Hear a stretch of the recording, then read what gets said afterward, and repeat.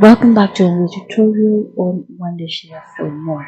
Now, after looking at the interface, the next thing we're going to do is look at how you can import your media files into Wondershare. Now, as you can see, we have the project panel over here. So this is how we will import our media files. So one thing you can just come over here and just click on import, and then it will open the file explorer.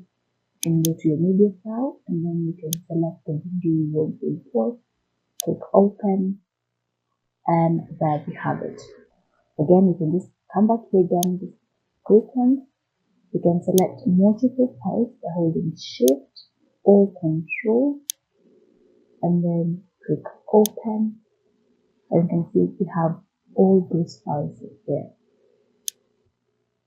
Again, you can just right click on this empty part. So over here, just right click, go to imports, select video clip, open again, and there it is. So that's one way you can do that. Another thing you can do is just go back to your file explorer. Let's just minimize this.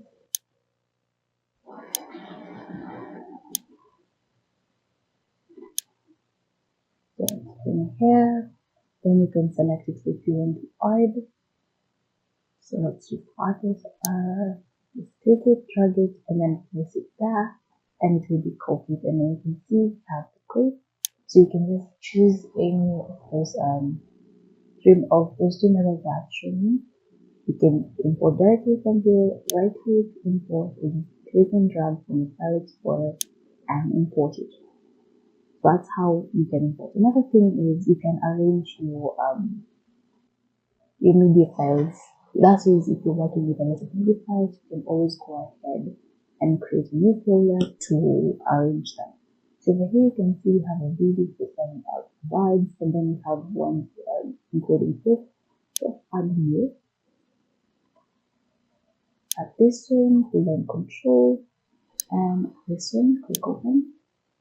So we have 1, 2, 3, 4 clips of food, and then 3 clips that involve animals. So what we'll do is I'll come over here and click on this add a new folder icon over here, or it's Control Alt N. You can see it's giving you the shortcut there. Click here, a new folder will be added, and then you can name it. So this one I named recipes. So let's say I want to make a short video on different recipes. Then I'll go back to my video, and then I'll select each and every video, each and every media file that I want to put over here. So select that one, hold on control, this one, and there we go.